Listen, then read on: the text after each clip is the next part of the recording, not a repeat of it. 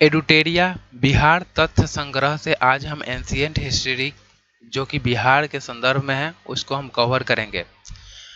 सामान्य परिचय अगर बिहार की बात किया जाए तो इसका नामकरण जो है 12वीं शती में बौद्ध विहारों की बहुलता के कारण इस क्षेत्र का नाम जो है वो बिहार पड़ा।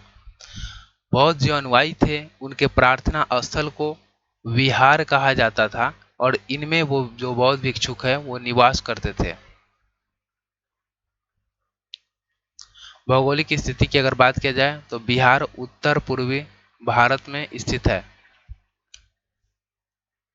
अक्षांशीय विस्तार की अगर बात किया जाए तो 24 डिग्री 20 मिनट 10 सेकेंड उत्तरी अक्षांश से लेकर 27 डिग्री 31 मिनट 15 सेकेंड उत्तरी अक्षांश।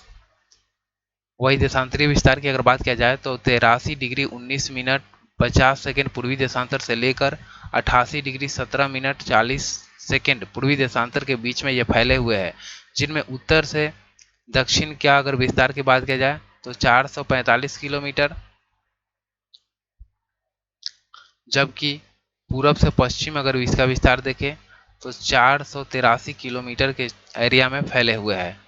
इसका आकृति की अगर बात किया जाए शेप तो ये आयताकार शेप में दिखता है। 12 दिसंबर 1911 को दिल्ली दरबार में पृथक बिहार प्रांत बनाने की घोषणा किया जाता है और 22 मार्च 1912 को बिहार उड़ीसा सहित प्रांत गठन की अधिसूचना या घोषणा की गई। 1 अप्रैल 1912 ईस्वी को बिहार उड़ीसा सहित प्रांत का गठन होता है और 1 अप्रैल 1936 को बिहार और उड़ीसा अलग अलग राज्य के रूप में अस्तित्व में आते हैं। 15 नवंबर 2000 को बिहार का अंतिम रूप से विभाजन किया गया, जिसमें झारखंड एक नए राज्य के रूप में अस्तित्व में आया और ये बिहार के 46% भूभाग के साथ झारखंड राज्य का गठन हुआ 28वां राज्य के रूप में भारत के। बिहार का स्थापना की अगर बात किया जाए अपना स्थापना दिवस की तो 22 मार्च को मनाया जाता है।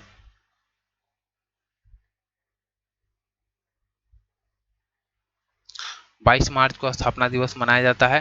क्षेत्रफल की अगर बात किया जाए तो 94,163 वर्ग किलोमीटर इसका एरिया है, जो कि भारत के कुल भौगोलिक क्षेत्र के 2.86% है। भारत का 12वां राज्य क्षेत्रफल के अनुसार है बिहार। और कुल जनसंख्या की अगर बात किया जाए तो 10,40,99,452 10,40,99,452 2011 की जनगणना के अनुसार इसकी जनसंख्या है, जो कि भारत के कुल जनसंख्या का 8.60% है। भारत का तीसरा बड़ा राज्य है जनसंख्या के मामले में। पहला स्थान पर यूपी, दूसरा स्थान पर महाराष्ट्र और वही तीसरा स्थान पे बिहार आता है। बिहार लंबाई की अगर बात किया जाए तो 345 किलोमीटर इसकी लंबाई है, 345 किलोमीटर। जबकि चौड़ाई की अगर बात किया जाए तो चौड़ाई 483 किलोमीटर है।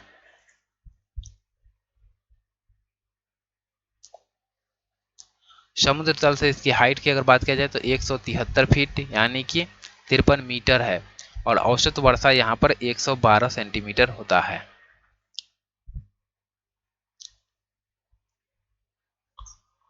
प्रशासनिक अगर विभाजन की अगर इसका बात किया जाए बिहार का तो इसमें 9 प्रमंडल है और जिला की संख्या 38, अनुमंडल 101, प्रखंड सह अंचल की अगर बात किया जाए तो 534, पंचायत 8,058 और नगर निगम 19 है। 19वां नगर निगम जो है वो सहरसा है और नगर परिषद 88 है। नगर पंचायत 154 है।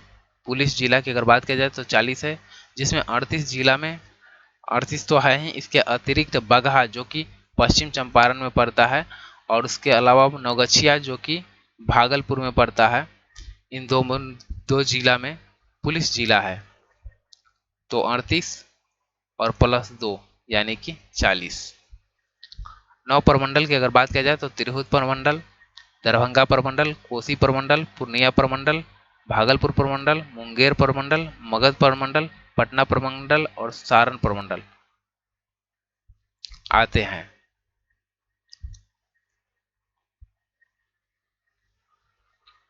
बिहार की विधायिका की अगर बात किया जाए तो बिहार का जो विधानमंडल है वो द्विसदनीय है। द्विसदनीय यानी कि एक तरह से बोल सकते हैं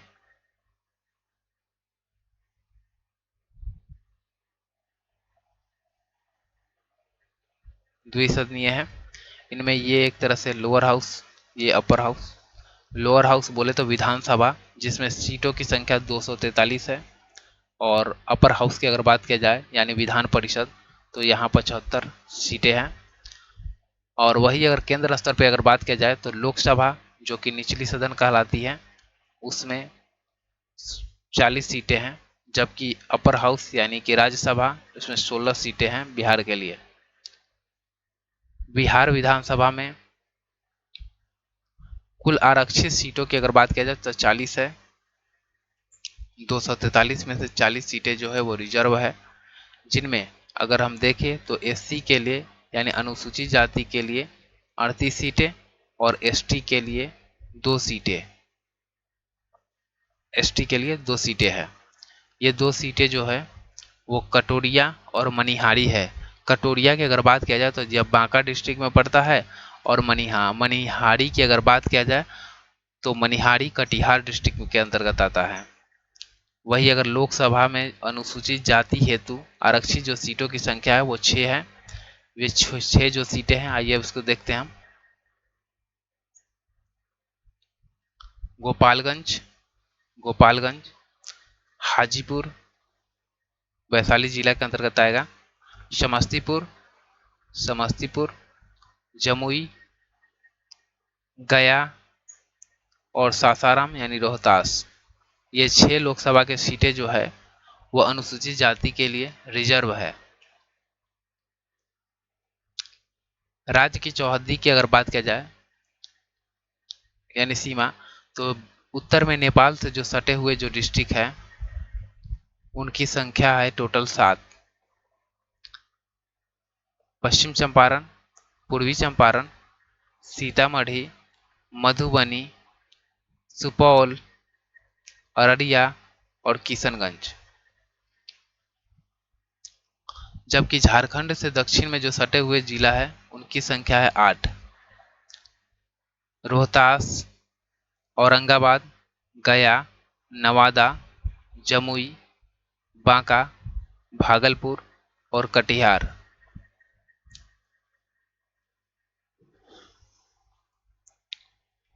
जबकि पूर्व में पश्चिम बंगाल से जो सटे हुए डिस्ट्रिक्ट है या सीमा जो साझा करती है उसकी संख्या 3 है, जिनमें किशनगंज, पूर्णिया और कटिहार।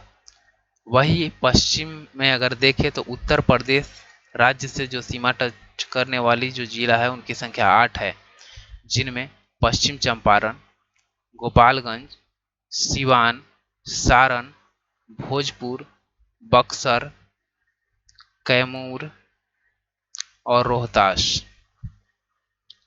इनमें अगर हम देखें तो 4 ऐसे डिस्ट्रिक्ट हैं जो कि 2 स्टेट से टच करती हैं। 2 डिस्ट्रिक्ट ऐसे हैं जो कि 2 स्टेट को टच करती है, और 2 डिस्ट्रिक्ट ऐसे हैं जो कि एक स्टेट और एक देश को टच करती है। जैसे रोहतास की अगर बात किया जाए यानी सासाराम, तो ये उत्तर प्रदेश और झारखंड के साथ सीमा साझा करती है। वही कटिहार की अगर बात किया जाए तो वेस्ट बंगाल प्लस झारखंड के साथ सीमा साझा करती है। पश्चिम चंपारण की अगर बात किया जाए तो ये नेपाल, नेपाल और उत्तर प्रदेश के साथ सीमा साझा करती है। जबकि किशनगंज की अगर बात किया जाए तो नेपाल और उसके अलावा वेस्ट बंगाल के साथ सीमा साझा करती है।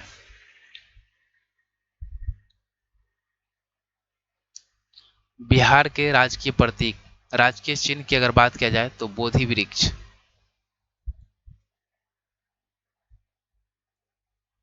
राजकीय भाषा जो है प्रथम वो हिंदी है, द्वितीय राजकीय भाषा उर्दू, राजकीय वृक्ष पीपल और राजकीय पुष्प जो है वो गेंदा है।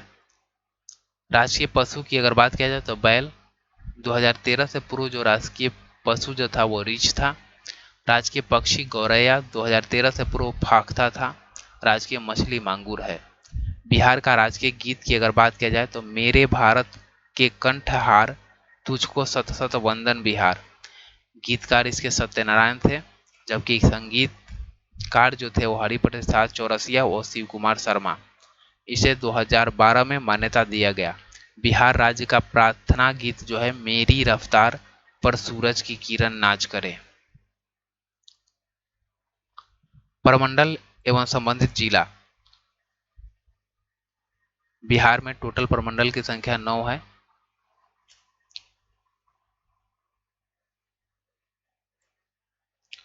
9 प्रमंडल की संख्या है, जिनमें अगर हम देखें तो सारण, जिसके अंतर्गत 3 डिस्ट्रिक्ट आता है। सारण प्रमंडल के अंतर्गत 3 डिस्ट्रिक्ट आता है, गोपालगंज, सिवान और सारण। गोपालगंज, सिवान और सारण। इसके बाद में तिरहुत प्रमंडल। तिरहुत प्रमंडल के अगर हम देखें तो इसके अंतर्गत 6 डिस्ट्रिक्ट आता है। पश्चिम चंपारण, पूर्वी चंपारण, मुजफ्फरपुर, वैशाली, सीतामढ़ी, शिवहर। दरभंगा प्रमंडल की अगर बात किया जाए तो इसके अंतर्गत 3 डिस्ट्रिक्ट आता है, मधुबनी, दरभंगा और समस्तीपुर। जबकि कोसी प्रमंडल के अंतर्गत अगर हम देखें तो इसके अंतर्गत 3 डिस्ट्रिक्ट आते हैं, सुपौल, मधेपुरा और सहरसा। इसके बाद अगर हम पूर्णिया प्रमंडल की अगर बात करें तो पूर्णिया प्रमंडल में 4 डिस्ट्रिक्ट आता है, अररिया, पूर्णिया, किशनगंज और कटिहार पूर्णिया प्रमंडल के अंतर्गत आता है। पटना प्रमंडल की अगर बात किया जाए तो इसके अंतर्गत 6 डिस्ट्रिक्ट आते हैं, जिसमें कैमूर, रोहतास, बक्सर, भोजपुर, पटना और नालंदा शामिल है। इसके अलावा अगर हम मगध प्रमंडल की अगर बात किया जाए तो इसके अंतर्गत 5 डिस्ट्रिक्ट आता है, औरंगाबाद, अरवल, जहानाबाद, गया और नवादा। और मुंगेर प्रमंडल की अगर बात किया जाए तो इसके अंतर्गत 6 डिस्ट्रिक्ट आते हैं, बेगूसराय, खगड़िया, मुंगेर, लखीसराय, शेखपुरा और जमुई। और सबसे छोटा प्रमंडल जो है भागलपुर प्रमंडल है, और इसके अंतर्गत 2 डिस्ट्रिक्ट आता है, भागलपुर और बांका। भागलपुर और बांका।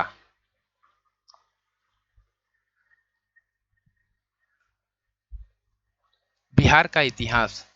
प्राचीन बिहार के इतिहास को अगर हम देखें तो ये पाषाण काल, वैदिक काल, महाजन काल, मौर्य एवं गुप्त वंश, बौद्ध एवं जैन धर्म, इन सभी से संबंधित साक्ष्य जो है वो बिहार राज्य के साथ जुड़ा हुआ है, या इन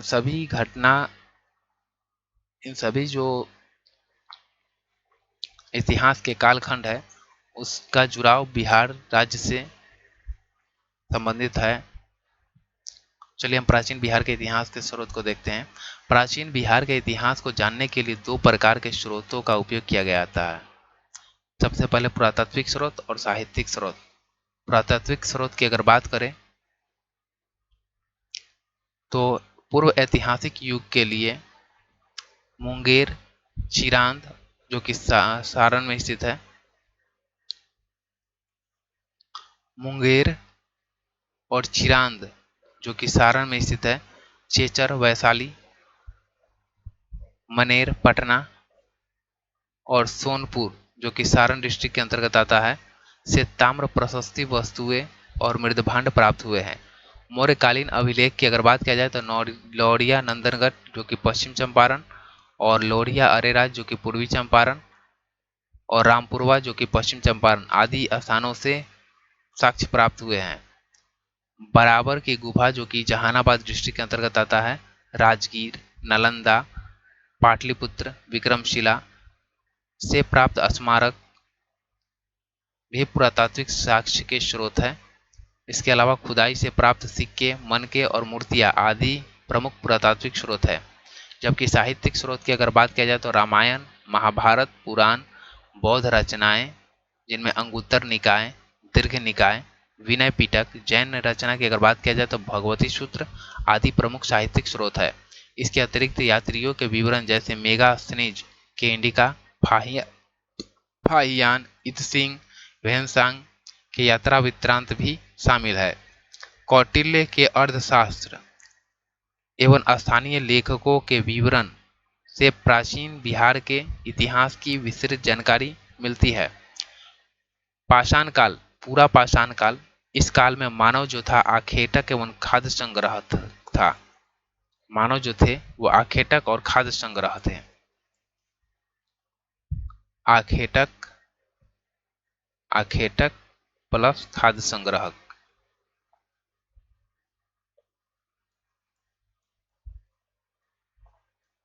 थे। दक्षिण बिहार में मुंगेर व नालंदा से बड़े एवं खुरदरे खुरदरे पत्थर के कुल्हाड़ी, चाकू, खुरपी आदि प्राप्त हुए हैं। ये अवशेष लगभग 1 लाख ईसा पूर्व के हैं। मध्य पाषाण काल की अगर बात किया जाए तो इस काल में मानव आखेटक, खाद्य संग्राहक और पशुपालक था। मानव द्वारा पहला जो पालतू पशु बनाया गया वो कुत्ता था। और दक्षिण बिहार में मुंगेर से छोटे आकार के तेज धार वाले औजार प्राप्त हुए हैं। यह अवशेष लगभग 40,000 से 10,000 ईसा पूर्व है मुंगेर से। यह मध्य पाषाण काल के साक्ष्य है। नवपाषाण काल की अगर बात किया जाए तो इस काल में मानव खाद्य उत्पादक हो गया, खाद्यान्नों का उत्पादन करने लगा, मानव बस्तियां में निवास करने लगा। नवपाषाण काल के अवशेष बिहार के मैदानी भागों से प्राप्त हुए हैं, जिनमें चिरांद, सारण, चेचर, वैशाली, मनेर, पटना और सिनुरुआ यानी रोहतास से पत्थर और हड्डी के औजार मिला है। रोहतास के सनुआर, मनेर, पटना, चेचर, वैशाली और चिरांद जो कि सारण डिस्ट्रिक्ट के अंतर्गत आता है, इनसे पत्थर और हड्डी के औजार प्राप्त हुए हैं। कैमूर की पहाड़ी और नवादा, जमुई से गुफा चित्र प्राप्त हुए हैं। कैमूर की पहाड़ी, नवादा और जमुई से गुफा चित्र प्राप्त हुए हैं। ये अवशेष लगभग 2500 ईसा पूर्व के हैं। ताम्रपाषाण काल की अगर बात किया जाए तो चिरांद जो कि सारण डिस्ट्रिक्ट के अंतर्गत आता है, चिरांद, सोनपुर वैशाली के अंतर्गत आएगा, ताराडीह ताराडीह जो कि गया डिस्ट्रिक्ट के अंतर्गत आएगा, चेचर जो कि वैशाली के अंतर्गत आएगा, मनेर पटना डिस्ट्रिक्ट में आएगा, सनुआर जो कि रोहतास डिस्ट्रिक्ट के अंतर्गत आएगा आदि से ताम्रपाषाण काल के अवशेष मिले हैं। इस काल के पत्थर के औजार के अतिरिक्त ताम्र उपयोग के प्रमाण भी मिले हैं। यह अवशेष लगभग 1000 ईसा पूर्व के हैं। वैदिक काल, आर्यों द्वारा स्थापित सभ्यता को वैदिक सभ्यता कहा जाता है क्योंकि इस सभ्यता का इतिहास वेदों पर आधारित है। वैदिक सभ्यता के 2 वर्गों में विभाजित किया जाता है, एक पूर्व वैदिक काल और दूसरा उत्तर वैदिक काल। पूर्व वैदिक काल की अगर बात किया जाए तो 1500 से 1000 ईसा पूर्व के बाद है। वही उत्तर वैदिक काल की जो समय है वो 1000 से 600 ईसा पूर्व की बात है। पूर्व वैदिक काल यानी ऋग वैदिक सभ्यता का विस्तार बिहार क्षेत्र में नहीं था। उत्तर वैदिक सभ्यता या उत्तर वैदिक काल में आर्यों का विस्तार गंडक नदी के तट पर बिहार के क्षेत्र में हुआ है। बिहार के भौगोलिक क्षेत्र की प्रथम चर्चा शतपथ ब्राह्मण जो कि लगभग 800 ईसा पूर्व की रचना है में मिलता है। बिहार की चर्चा विदेह के रूप में की गई है जो कि तिरहुत मिथिला के क्षेत्र को दर्शाता है। ऋग्वेद में बिहार को कीकट या व्रत्य शब्द से संबोधित किया गया है। कीकट और व्रत्य से ऋग्वेद में, वाराह पुराण में कीकट को अपवित्र प्रदेश कहा जाता है या कहा गया है। महाजनपद काल, 6ठी शताब्दी ईसा पूर्व में अंगुतर निकाय जो कि बौद्ध धर्म के और भगवती सूत्र जो कि जैन धर्म से संबंधित है में 16 महाजनपदों की जानकारी मिलती है। 16 महाजनपद में से 3 महाजनपद जो है वो बिहार क्षेत्र में विस्तार या क्षेत्र में फैले हुए थे, जिनमें लिच्छवी या वज्जी जो कि वैशाली मुजफ्फरपुर के क्षेत्र में के अंतर्गत आता है, वैशाली और मुजफ्फरपुर के क्षेत्र को लिच्छवी या वज्जी कहा जाता था। मगध, जिसमें पटना, गया और नालंदा, मगध, पटना, गया और नालंदा, और अंग, अंग महाजनपद, जिनमें भागलपुर और मुंगेर सम्मिलित था, भागलपुर और मुंगेर अंग में सम्मिलित था। अंग, मगध, वज्जी। वज्जी संघ महाजनपद की अगर बात किया जाए तो वज्जी संघ जो था वो 8 राज्यों का एक संघ था। वज्जी, लिच्छवी, गायत्रिक, विदेह, उग्र, भोग, कुरु, इक्ष्वाकुक इस संघ के 8 जनपद थे। वज्जी संघ के सबसे प्रसिद्ध जो था वो लिच्छवी जनपद था। लिच्छवी की राजधानी थी वैशाली, और वैशाली नगर की स्थापना राजा विशाल ने किया था। और लिच्छवी के अतिरिक्त मिथिला के विदेह तथा कुंडग्राम के गायत्रिक वज्जी संघ के प्रमुख जनपद थे। वज्जी संघ लिच्छवी को विश्व के प्रथम गणतंत्र की संज्ञा दी जाती है। मगध महाजनपद, मगध राजनीतिक, आर्थिक और भौगोलिक इन कारणों से सभी महाजनपद में सबसे अधिक शक्तिशाली था। मगध की प्रारंभिक राजधानी जो था वो गिरिव्रज या राजगिरी, जो कि वर्तमान नालंदा डिस्ट्रिक्ट के अंतर्गत आता है, में था। यह 5 पहाड़ियों से घिरा नगर था। मगध का विस्तार मुख्यतः पटना से गया में था, और मगध एवं अंग महाजनपद का वर्णन अथर्ववेद में मिलता है। अंग और मगध की चर्चा, महाजनपद की चर्चा अथर्ववेद में मिलता है। अंग महाजनपद, अंग महाजनपद का विस्तार भागलपुर और मुंगेर के क्षेत्र में था। अंग महाजनपद का विस्तार भागलपुर और मुंगेर के क्षेत्र में था। अंग महाजनपद की राजधानी जो था वो चंपा था। अंग के अंतिम शासक जो थे उनका नाम बृहद्रथ था। बृहद्रथ को बिंबिसार ने हराकर और अंग को मगध साम्राज्य में मिला लेता है। बृहद्रथ को बिंबिसार ने हराकर और इसको मगध साम्राज्य में मिला लेता है। मगध के उत्कर्ष एवं उसके राजवंश, मगध की स्थापना बृहद्रथ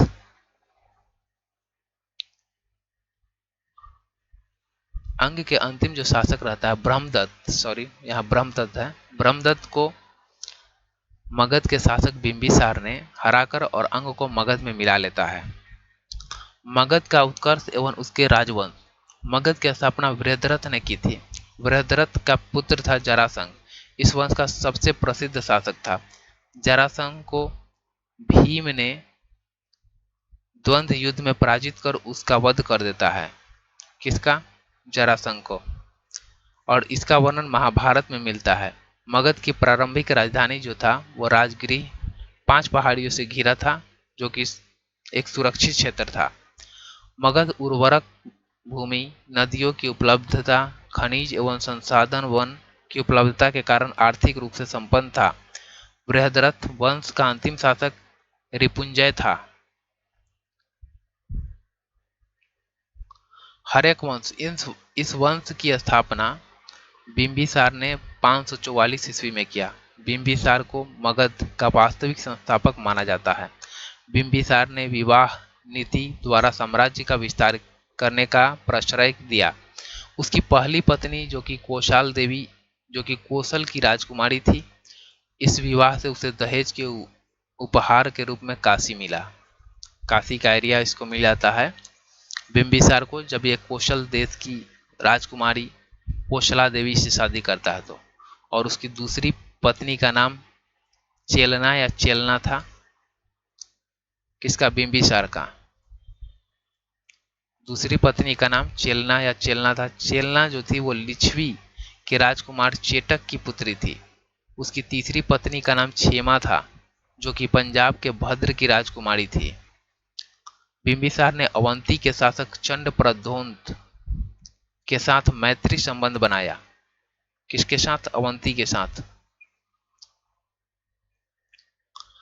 बिंबिसार ने चंड प्रद्योत के उपचार के लिए राजवैद्य जीवक को भेजा था। बिंबिसार की हत्या 492 ईस्वी में उसका पुत्र अजातशत्रु जो रहता है उसके द्वारा कर दिया जाता है। इसको क्या किया जाता है, कैद कर देता है और खाना पीना बंद कर देता है, जिससे भूखे इसका मृत्यु हो जाता है बिंबिसार का। अजातशत्रु बिंबिसार के बाद हर्यक वंश का शासक बनता है 492 ईस्वी में, और उसका वास्तविक नाम जो है अजातशत्रु का कुनिक था। बिंबिसार एवं कोशला देवी की मृत्यु के बाद कोशल देश के राजा प्रसेनजित ने काशी को वापस ले लिया। अजातशत्रु के पिता बिंबिसार को शादी में एक तरह से दहेज के रूप में बोल सकते हैं या उपहार स्वरूप काशी मिला था, लेकिन जैसे ही उनकी मृत्यु हो जाता है उनके कोशला देवी का और बिंबिसार का, तो कौशल देश के जो राजा रहते हैं प्रसेनजित, उनके द्वारा काशी पर फिर से चढ़ाई करके उसको वापस ले लेता है, जिस कारण से प्रसेनजित का संघर्ष अजातशत्रु के साथ होता है। अंततः अजातशत्रु ने प्रसेनजित को पराजित कर देता है और फिर से काशी पर अधिकार कर लेता है।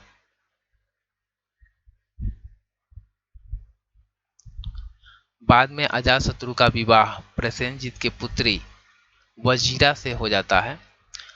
अजातशत्रु ने वज्जी संघ एवं मल्लों को पराजित करता है। मल्लों को और वज्जी संघ को।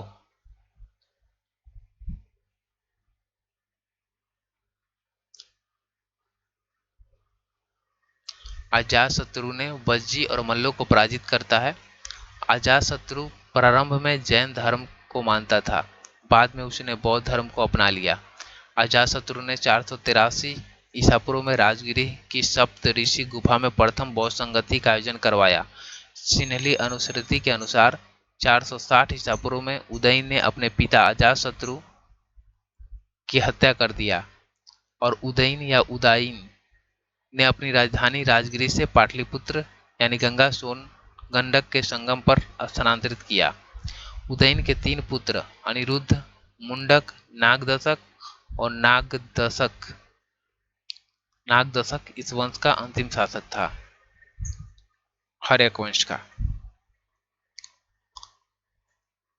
अगला शासक आता है शिशुनाग वंश का। शिशुनाग ने हर्यक वंश की जगह शिशुनाग वंश की स्थापना करता है। शिशुनाग ने वैशाली को राजधानी बनाता है। इसने क्या करता है, पाटलिपुत्र से राजधानी को वैशाली ले जाता है। शिशुनाग ने अवंती के राजा अवंतीवर्धन को पराजित कर अवंती को मगध साम्राज्य में मिला लेता है। अवंती के राजा को पराजित कर अवंती को मगध साम्राज्य में मिला लेता है शिशुनाग।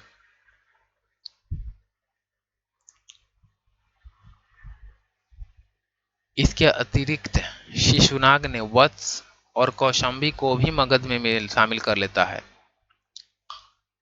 394 ईसा पूर्व में शिशुनाग की मृत्यु हो जाता है। इसके बाद कालाशोक मगध का शासक बनता है।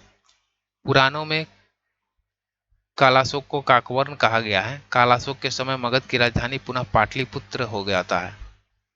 वैशाली से पुनः पाटलिपुत्र आ जाता है राजधानी। कालाशोक ने 383 ईस्वी पूर्व में वैशाली में द्वितीय बौद्ध संगति का आयोजन करता है। कालाशोक की मृत्यु के बाद उसके 10 पुत्रों में ने शासन चलाया। शिशुनाग वंश का अंतिम शासक नंदीवर्धन था। नंदवंश की अगर बात किया जाए तो 344 से 321 ईसा पूर्व की समय अवधि में इसका शासन था। महापदनंद ने 344 ईसा पूर्व में शिशुनाग वंश को समाप्त कर नंद वंश की स्थापना किया था। महापदनंद को एक राट अथवा एक छत्र की उपाधि मिला था या यह उपाधि धारण करता था। पाली ग्रंथ में महापदनंद को उग्रसेन कहा गया है। पुराणों में इसे परशुराम का दूसरा अवतार भी बताया जाता है महापदनंद को। महापदनंद ने पंचाल, इक्ष्वाकुक, काशी, अस्मक, कलिंग, मैथिली आदि राज्यों को पराजित कर मगध साम्राज्य में मिलाया या विस्तार किया। अब तक 321 वर्ष तक के काल में मगध का सर्वाधिक विस्तार महापद्नंद के समय हुआ। व्याकरण के महान विद्वान पाणिनि ने महापद्नंद के समकालिक थे। इस वंश का अंतिम शासक घनानंद हुआ। घनानंद के समय में ही यूनानी शासक सिकंदर ने भारत पर आक्रमण 326 ईसा पूर्व में किया था। नंद वंश आर्थिक एवं सैन्य रूप से काफी संपन्न था। मगध की सैन्य शक्ति के डर कर सिकंदर की सेना ने ब्यास नदी को पार करने से इनकार कर दिया। घनानंद ने अपने दरबार में विद्वान ब्राह्मण चाणक्य का अपमान कर दिया। चाणक्य ने चंद्रगुप्त मौर्य की सहायता से घनानंद की हत्या कर दिया या करवा दिया और नंद वंश के पतन के बाद चंद्रगुप्त मौर्य के नेतृत्व में मौर्य वंश की स्थापना होता है। दरअसल बात यह था कि महापद्नंद ने पंचाल, इक्ष्वाकुक, काशी, असमक, कलिंग और मैथिली इन सभी को पराजित करके मगध साम्राज्य में मिला लेता है। और व्याकरण के महान विद्वान पाणिनि जो है वो मध्य महापद्नंद के ही समय काल के समकालिक थे, यानी उनके ही समकालिक थे। व्याकरण के महान विद्वान पाणिनि महापद्नंद के समकालिक थे और इस वंश का अंतिम जो शासक होता है घनानंद। घनानंद के समय में यूनानी जो शासक सिकंदर रहता है वो भारत पर आक्रमण करने के लिए आता है, किंतु नंद वंश के आर्थिक सैन्य रूप से काफी संपन्नता रहता है। इसकी सैन्य शक्ति बहुत ही बड़ी रहती है। सिकंदर की सेना बहुत दूर से यात्रा करते हुए लड़ते हुए आ रही थी, तो वो थक भी गई थी।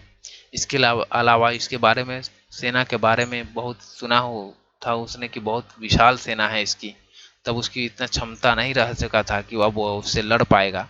इसलिए इसने व्यास नदी के पास आगे बढ़ने से इनकार कर देता है। फिर सिकंदर यहाँ से लौट जाते हैं। घनानंद ने अपने दरबार में चाणक्य को अपमानित किया करता है और चाणक्य ने यह प्रण लेता है कि इस वंश को हम खत्म कर देंगे और इसके लिए उसने चंद्रगुप्त मौर्य की सहायता लेता है और चंद्रगुप्त मौर्य को तैयार करता है। एक तरह से उसे बचपन में ही परख लेता है। जा रहा था वो जंगल से, तो वो देखता है कि इसमें लीड करने वाला एक बच्चा रहता है, खेलते रहता है, चोर सिपाही। देखता है कि इसमें लीडिंग पावर बहुत ही अच्छा है, राजा की भूमिका निभाने की शक्ति इसमें बहुत ही अच्छा है, तो उसको ले लेता है और उसको ले जाके तैयार करता है युद्ध के लिए और फिर इसको लेके आता है। और उसके बाद में घनानंद को हम हरवा कर उसके बाद में उसकी हत्या करवा देता है। वो एक तरह से घनानंद का नंद वंश जो रहता है वो खत्म हो जाता है। इसके बाद में फिर चंद्रगुप्त मौर्य ने अपने नेतृत्व में मौर्य वंश की स्थापना करता है। मौर्य वंश 321 से 184 ईसा पूर्व के समय तक शासन करता है। चंद्रगुप्त मौर्य, जस्टिन और स्ट्रैबो ने चंद्रगुप्त मौर्य को सेंड्रोकोटस कहा है, जिसकी पुष्टि विलियम जोन्स ने की थी। प्लूकार्ट एवं एरियन ने चंद्रगुप्त मौर्य को एंड्रोकोटस के रूप में चिन्हित किया है। चंद्रगुप्त मौर्य के गुरु चाणक्य यानी कौटिल्य ने उन्हीं की सहायता से चंद्रगुप्त ने 321 ईसा पूर्व में मौर्य वंश की स्थापना करता है। चंद्रगुप्त मौर्य ने 305 ईसा पूर्व में सिकंदर के उत्तराधिकारी सेलुकस निकोटर के साथ युद्ध करता है और इस युद्ध में सेलुकस निकोटर की पराजय होता है और उसके बाद में इसको काबुल, कंधार, मकरान और हेरात के क्षेत्र प्राप्त होते हैं। बदले में चंद्रगुप्त ने सेलुकस को 500 हाथी उपहार में देता है। इस युद्ध के पश्चात चंद्रगुप्त मौर्य का विवाह यूनानी राजकुमारी हेलेन कार्नेलिया से हो जाता है, जो कि सेलुकस की पुत्री रहती है। सेलुकस ने चंद्रगुप्त मौर्य के दरबार में एक राजदूत भेजता है जिसका नाम मेगास्थनीज रहता है। मेगास्थनीज ने इंडिका की रचना करता है इसके दरबार में रहने की अवधि के कालखंड में।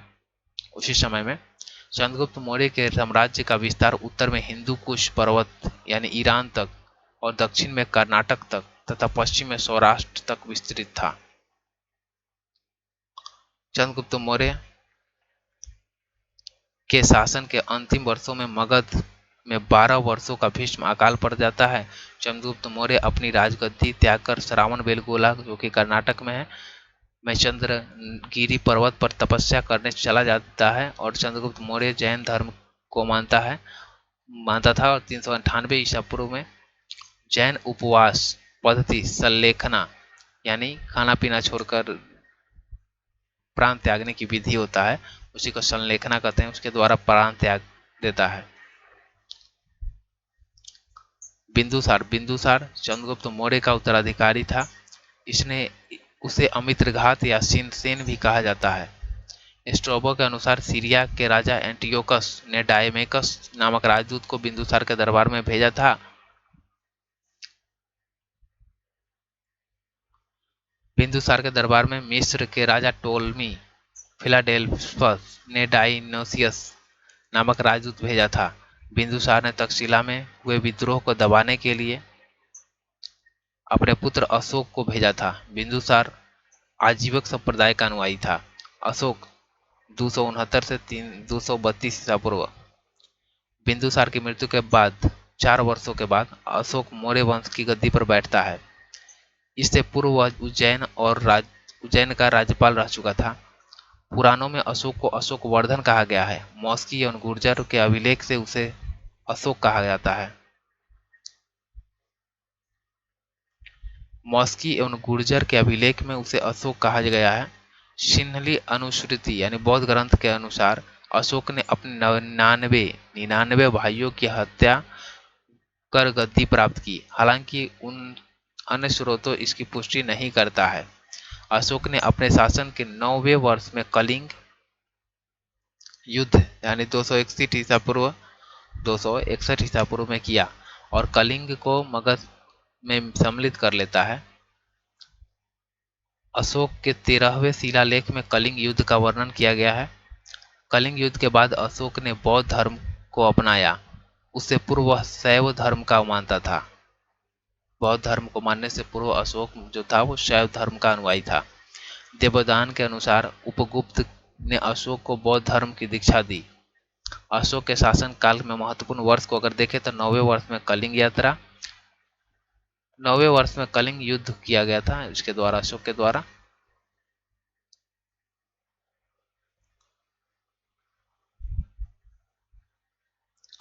10वें वर्ष में बोध गया की यात्रा, 12वें वर्ष में निगाली सागर की यात्रा, 13वें वर्ष में धम्म का शिलालेखों में अंकन, 14 वर्ष धम्म महामात्रों की नियुक्ति, 20वें वर्ष में लुम्बिनी की यात्रा। अशोक ने कर घटाकर 1/8 कर दिया था।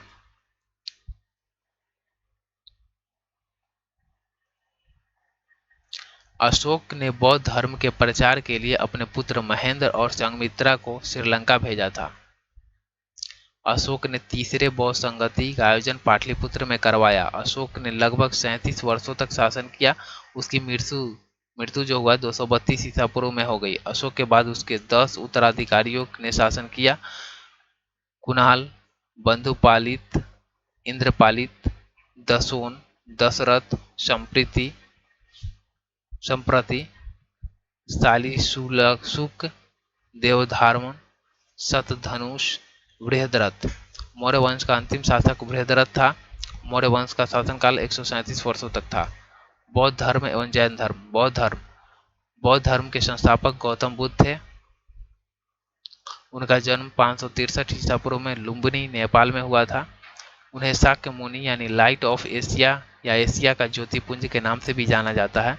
उनके बचपन का नाम सिद्धार्थ था। उनके पिता का नाम सुधोधन, माता का नाम महामाया देवी, सौतेली माँ या मौसी का नाम प्रजापति गौतमी है, जो कि लालन पालन इन्हीं के द्वारा किया जाता है। चूंकि महामाया देवी का मृत्यु हो जाता है उनके जन्म के कुछ ही दिन बाद। पत्नी का नाम यशोधरा। इनका शादी 16 वर्ष की उम्र में ही कर दिया गया था। उनके पुत्र का नाम राहुल था। बुद्ध ने 4 दृश्य देखा था: बूढ़ा व्यक्ति, बीमार व्यक्ति, 101 सन्यासी। उन्होंने 29 वर्ष की आयु में गृह त्याग कर सन्यास को अपना लिया। 6 वर्ष की तपस्या के बाद 35 वर्ष की आयु में उन्हें ज्ञान की प्राप्ति हुई। उसके बाद तथागत या बुद्ध कहाए। उन्हें ज्ञान की प्राप्ति वैशाख पूर्णिमा के दिन पीपल वृक्ष के नीचे निरंजना या फल्गु नदी के तट पर बोध गया में हुआ।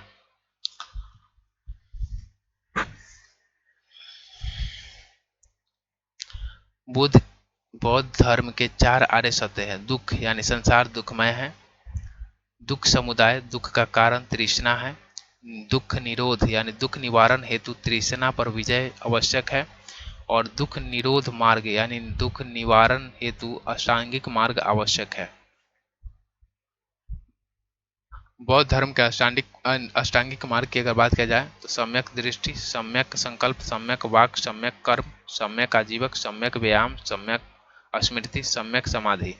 बौद्ध धर्म के त्रिरत्न जिसमें बुद्ध, धम्म और संघ शामिल है। बुद्ध ने किस मार्ग का प्रतिपादन किया था? तो मध्यम मार्ग का। बुद्ध ने अपने उपदेश किस भाषा में दिए थे? तो पाली भाषा में। बुद्ध ने अपना पहला उपदेश सारनाथ में दिया था। बुद्ध ने सर्वाधिक उपदेश कौशल की राजधानी श्रावस्ती में दिए थे। बुद्ध की मृत्यु 483 ईस्वी में ईसा पूर्व में कुशीनगर यानी मल्लो में 80 वर्ष की आयु में हुआ था। बुद्ध के प्रथम गुरु अलार कलाम जो कि वैशाली तथा द्वितीय गुरु रुद्रक रामपुत राजगृह में थे। बौद्ध धर्म के 10 शील या आचरण थे। सत्य, अहिंसा, असत्य, अपरिग्रह, ब्रह्मचार्य, नृत्य गायन का त्याग करना, असमय भोजन का त्याग करना, कोमल स्याय का त्याग करना, श्रृंगार प्रसादों का त्याग करना, मद्य सेवन नहीं करना। बुद्ध के जीवन के घटनाक्रम एवं उनके प्रतीक। जन्म कमल, यवन सांड, महाभिनिष्क्रमण यानी गृह त्याग घोड़ा, संबोधन संबोधि यानी ज्ञान प्राप्ति पीपल या बोधि वृक्ष, महापरिनिवारण मृत्यु तो पद चिन्ह या स्तूप, धर्म चक्र प्रवर्तन यानी प्रथम उपदेश चक्र। बौद्ध धर्म चौथी बौद्ध संगति के उपरांत 2 भागों में विभाजित हो गया। हीनयान यानी परिवर्तन विरोधी और महायान यानी परिवर्तन के समर्थक थे। 8वीं सदी में बौद्ध धर्म के आडंबर वाले शाखा वज्रयान का विकास हुआ। बौद्ध धर्म के त्रिपिटक। सुत्त पिटक जिसमें बुद्ध के उपदेशों का संकलन किया गया है। सबसे बृहद पिटक है सुत्त पिटक जिसका संकलन आनंद ने किया है। विनय पिटक इसमें नियमों का संकलन है। यह सबसे लघुतम पिटक है जिसका संकलन उपाली के द्वारा किया गया। और अभिधम्म पिटक जिसमें दार्शनिक विचारों का संकलन है। यह पिटक का संकलन मोगलीपुत्त ने किया है। पहला जो कि है सुत्त पिटक उसका संग्रहण आनंद किया है। विनय पिटक का उपाली ने किया है। अभिधम्म पिटक का मोगलीपुत्त ने किया है। सबसे बड़ा आनंद के द्वारा किया गया सुत्त पिटक और विनय पिटक जो कि सबसे छोटा है उपाली के द्वारा किया गया है। संगीत बौद्ध संगति की अगर बात किया जाए तो संगति प्रथम जो हुआ था 483 ईसा पूर्व में राजगृह में अजातशत्रु के शासनकाल में और महाकश्यप इसकी अध्यक्षता किया था। इसमें सुत्त पिटक और विनय पिटक की रचना किया गया। दूसरा बौद्ध संगति 383 ईसा पूर्व में वैशाली में हुआ था। कालाशोक के समय में शबकामी इसका अध्यक्षता क्या था। महासंघिक एवं स्थविर के रूप में विभाजन हुआ। तीसरा 251 ईसा पूर्व में पाटलिपुत्र अशोक के समय में हुआ। मोगलीपुत्र तीस्त के द्वारा अध्यक्षता किया गया। अभिधम्म पिटक का संकलन हुआ। चौथा जो हुआ ईसा की प्रथम सदी में कुंडलवन कश्मीर में कनिष्क के समय में वसुमित्र अशोघोष अध्यक्षता इसके किया था। महायान और हीनयान में विभाजित हो गया। बौद्ध धर्म के परम लक्ष्य जो था वह निवारण है। बुद्ध के पुनर्जन्म की कथा जो है वह जातक कथा में मिलता है। चैत्य बौद्ध धर्म का पूजा घर को चैत्य कहते हैं। स्तूप बौद्ध धर्म के पवित्र अवशेषों का संग्रह स्थल जो होता है स्तूप कहलाता है। और विहार यानी बौद्ध भिक्षुओं का निवास स्थान को विहार कहते हैं। जैन धर्म के संस्थापक ऋषभदेव थे। वे जैन धर्म के प्रथम तीर्थंकर थे। उन्हें आदिनाथ या वृषभनाथ भी कहा जाता है। जैन धर्म में कुल 24 तीर्थंकर थे। 23वें तीर्थंकर जो थे वह पार्श्वनाथ थे।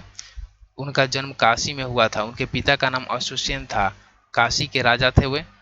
उन्हें ज्ञान की प्राप्ति संभेद पर्वत पर प्राप्त हुआ था। उन्होंने 4 महाव्रत की स्थापना किया। सत्य, अहिंसा, अस्तेय और अपरिग्रह। महावीर स्वामी वे जैन के 24वें तीर्थंकर थे। महावीर स्वामी को जैन धर्म का वास्तविक संस्थापक माना जाता है। उनका जन्म 540 ईसा पूर्व में कुंडग्राम, जो कि वैशाली में पड़ता है, हुआ था। उनके पिता सिद्धार्थ, जो कि गायत्री कुल के प्रधान थे। उनकी माता त्रिशला, जो कि लिच्छवी गणराज्य की राजकुमारी थी।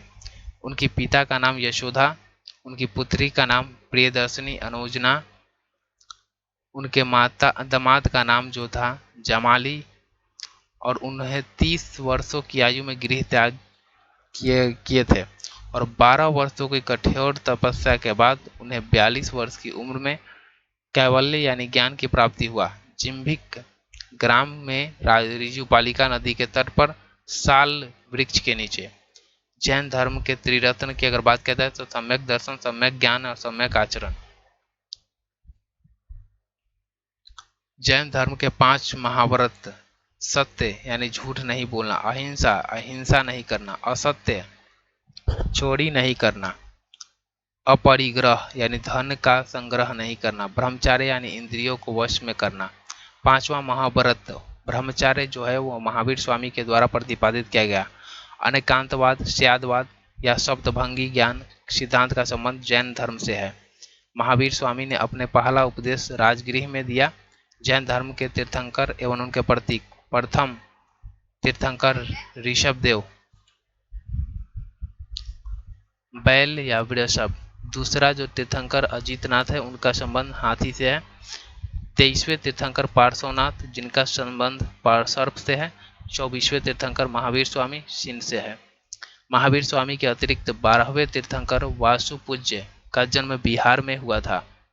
वासुपूज्य जो कि 12वें तीर्थंकर है, इनका भी संबंध बिहार से है।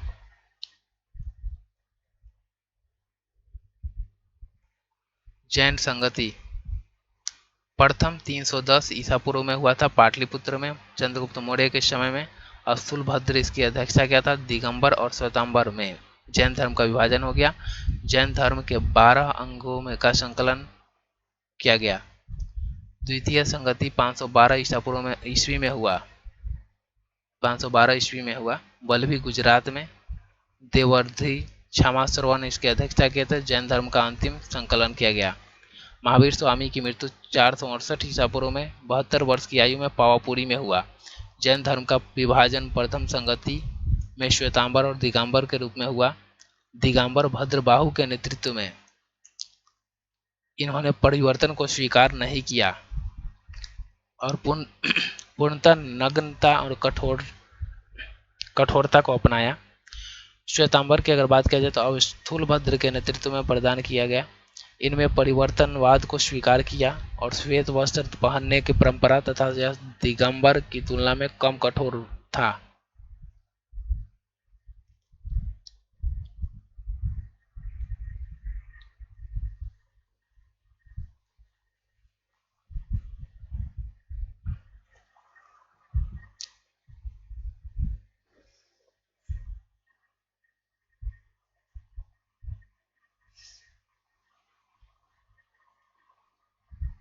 देखिए दरअसल बात यह हुआ कि पाटलिपुत्र वाले एरिया में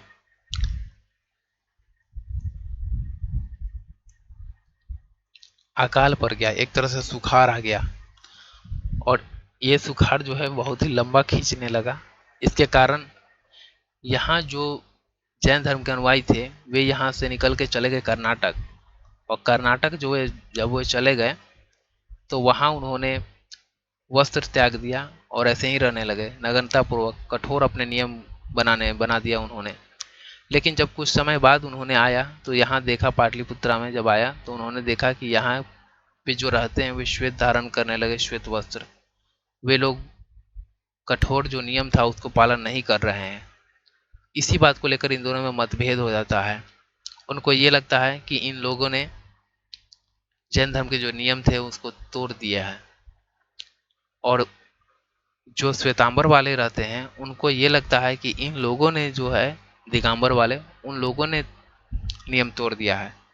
इसी बात को लेकर दोनों में मतभेद हो जाता है। उसके बाद में दोनों जो कर्नाटक चले गए रहते हैं, जो इसके जो सदस्य और जो पाटलिपुत्र में रह जाते हैं, इन दोनों के बीच में मतभेद हो जाता है। इसके बाद में ये दो भागों में बट जाता है, दिवाकांबर और श्वेतांबर।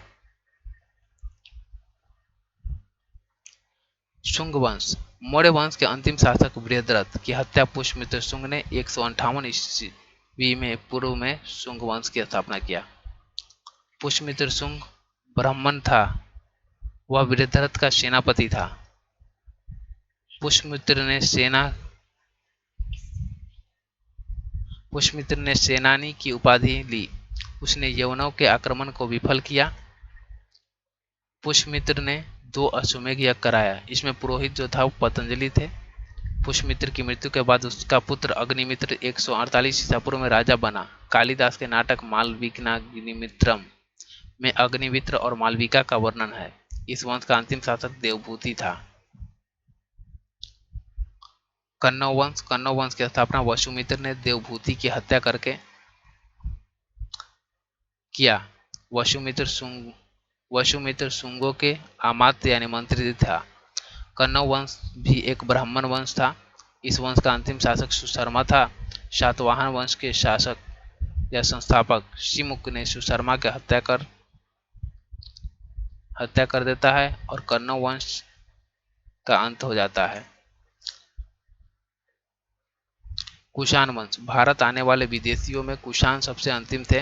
विदेशियों के आने का क्रम हिंद, यूनान, शक, पहलव, कुषाण। YHY हिंद, यूनान, शक, पहलव, कुषाण। HYSPK। कुषाण चीन के यूसी यानी तोखरी जाति से संबंधित था। कुषाण वंश के संस्थापक कुजुल कटफिशेस था। इस वंश का सबसे प्रमुख शासक कनिष्क था। कुषाण वंश की राजधानी पुरुषपुर या पेशावर था एवं मथुरा थी। पुरुषपुर या पेशावर या मथुरा एवं मथुरा था। अश्वघोष जिन्होंने बुद्ध चरित्र की रचना की। कनिष्क ने पाटलिपुत्र विजित किया था। कनिष्क के समय में गंधार और मथुरा का विकास, जो कला था उसका विकास हुआ। गंधार कला और मथुरा कला का विकास कनिष्क के समय में हुआ। कनिष्क ने चौथी बौद्ध संगति का आयोजन कुंडलवन कश्मीर में करवाया।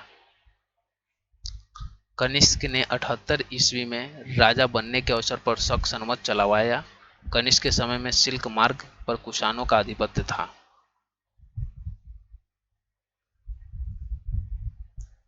गुप्त वंश। गुप्त वंश की स्थापना जो है वो श्रीगुप्त के द्वारा किया गया। श्रीगुप्त का उत्तराधिकारी जो था घटोत्कच गुप्त, वह प्रथम गुप्त शासक था जिसने महाराजा की उपाधि धारण किया।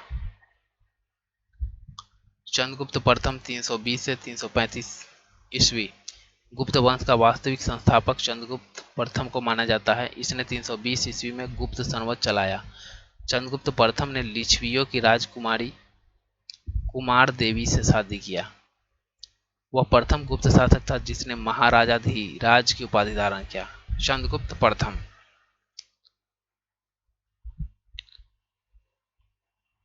समुद्रगुप्त इतिहासकार। समुद्रगुप्त की अगर बात किया जाए तो इतिहासकार स्मिथ ने समुद्रगुप्त को भारत का नेपोलियन कहकर संबोधित किया है।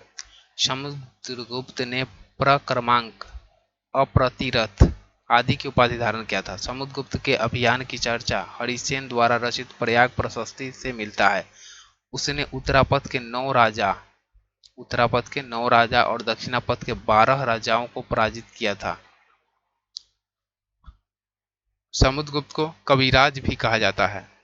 पराजित करने के बाद में फिर इसको उसका राज्य क्षेत्र भी दे देता है। समुद्रगुप्त को कविराज भी कहा जाता है। समुद्रगुप्त को उसके सिक्के पर बीना बजाते हुए देखा गया है। समुद्रगुप्त का दरबारी कवि हरिसेन था।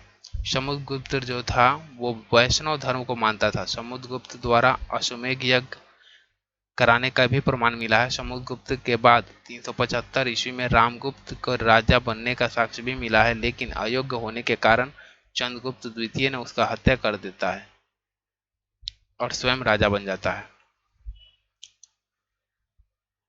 चंद्रगुप्त द्वितीय का समय अवधि 375 से 415।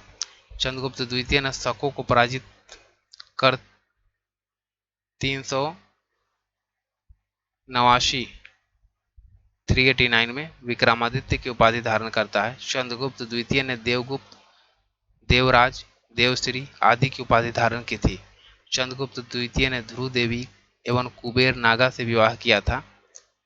कुबेर नागा से उत्पन्न पुत्री कुबेर नागा से उत्पन्न जो होती है पुत्री, जिसका नाम प्रभावती गुप्त था, उसका विवाह वाकाटक नरेश रुद्रसेन द्वितीय के साथ कर देता है।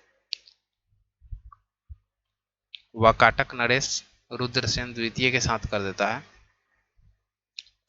रुद्रसेन की मृत्यु के बाद प्रभावती ने अपने अल्पवयस्क पुत्र को संरक्षिका के रूप में शासन करता है। इस दौरान प्रभावती ने चंद्रगुप्त द्वितीय की सहायता से गुजरात और काठियावाड़ क्षेत्र पर विजय करता है।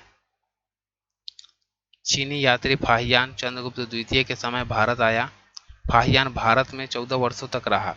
चंद्रगुप्त द्वितीय को मेहरौली लौह स्तंभ में चंद्र नाम से संबोधित किया गया है। मेहरौली लौह स्तंभ चंद्रगुप्त द्वितीय का माना जाता है। चंद्रगुप्त द्वितीय के नवरत्न में कालिदास, धन्वंतरी, अमरसिंह, वाराहमिहिर, शंकु, बेताल भट्ट, घटकर्प, छपनक एवं भरूची सम्मिलित थे। कुमारगुप्त प्रथम 415 से 455 चंद्रगुप्त द्वितीय एवं ध्रुव देवी का पुत्र कुमारगुप्त प्रथम 415 में शासक बना। नालंदा विश्वविद्यालय की स्थापना कुमारगुप्त के समय में हुआ। गुप्त काल में नालंदा विश्वविद्यालय शिक्षा का प्रमुख केंद्र था। बाद में यह बौद्ध धर्म के शिक्षा का प्रमुख केंद्र बन गया। स्कंदगुप्त मध्य एशिया के बर्बर जाति हूनों के आक्रमण को स्कंदगुप्त के समय में हुआ था। स्कंदगुप्त ने हूनों को पराजित कर भारत में से बाहर खदेड़ दिया और इसका वर्णन जूनागढ़ अभिलेख में मिलता है। अभिलेखों में हूनों को मलेच्छ कहा गया है। स्कंदगुप्त ने चंद्रगुप्त मौर्य द्वारा निर्मित सुदर्शन झील का पुनरुद्धार करवाया। स्कंदगुप्त ने शक्रादित्य की उपाधि धारण किया। गुप्त वंश का अंतिम शासक विष्णुगुप्त था। गुप्त वंश के बाद मगध वंश का अंत हो गया। इतिहासकार वी.एस. स्मिथ ने सांस्कृतिक उपलब्धियों के कारण गुप्त काल को स्वर्ण युग कहा है। वी.एस. स्मिथ ने सांस्कृतिक उपलब्धियों के कारण गुप्त काल को स्वर्ण युग कहा है।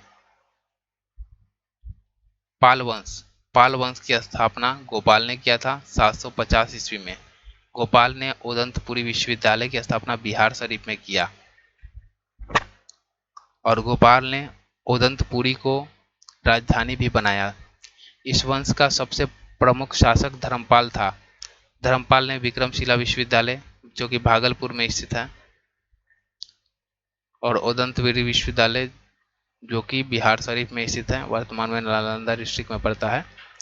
सोमपुर महाविहार वर्तमान में बांग्लादेश में स्थित है का निर्माण धर्मपाल ने करवाया। धर्मपाल ने त्रिपक्षीय संघर्ष में प्रतिहार और राष्ट्रकूट से संघर्ष किया। त्रिपक्षीय संघर्ष जो कि राष्ट्रकूट और प्रतिहार, गुर्जर प्रतिहार और पाल, इन तीनों के बीच में कन्नौज के क्षेत्र को लेकर कन्नौज के लिए हो रहा था। धर्मपाल प्रतिहार शासक वत्सराज को पराजित कर देता है और बाद में धर्मपाल ने राष्ट्रकूट शासक ध्रुव एवं प्रतिहार शासक वत्सराज को पराजित किया और कुछ समय तक कन्नौज पर अधिकार भी कर किया। किसने? धर्मपाल ने। धर्मपाल ने उत्तरापथ स्वामी की उपाधि धारण किया। धर्मपाल के बाद उसका पुत्र देवपाल 810 ईस्वी में शासक बना। देवपाल ने मुंगेर को राजधानी बनाया। देवपाल जो था वो मुंगेर को राजधानी बनाता है उदंतपुरी से ट्रांसफर करके। देवपाल ने जावा इंडोनेशिया के शैलेंद्र वंशी शासक बालपुत्र देव को नालंदा में बिहार बनाने के लिए 5 गांव दान में दे दिए थे। देवपाल के बाद विग्रहपाल, महीपाल, रामपाल आदि ने शासन किया। पालकालीन कांस्य की मूर्तियां अपने कलात्मक के लिए काफी प्रसिद्ध थी। धीमन एवं विठपाल इस काल के प्रवर्तक माने जाते हैं। प्राचीन बिहार इतिहास के विभिन्न वंश एवं शासक एवं उससे जुड़ी राजधानी। बृहद्रथ राजगिरी या गिरिव्रज मगध की प्रथम राजधानी था, जो कि नालंदा डिस्ट्रिक्ट में वर्तमान पड़ता है। बिंबिसार गिरिव्रज या राजगिरी। उदयन पाटलिपुत्र। शिशुनाग वैशाली को राजधानी बनाता है। कालाशोक वैशाली से पुनः पाटलिपुत्र लाता है।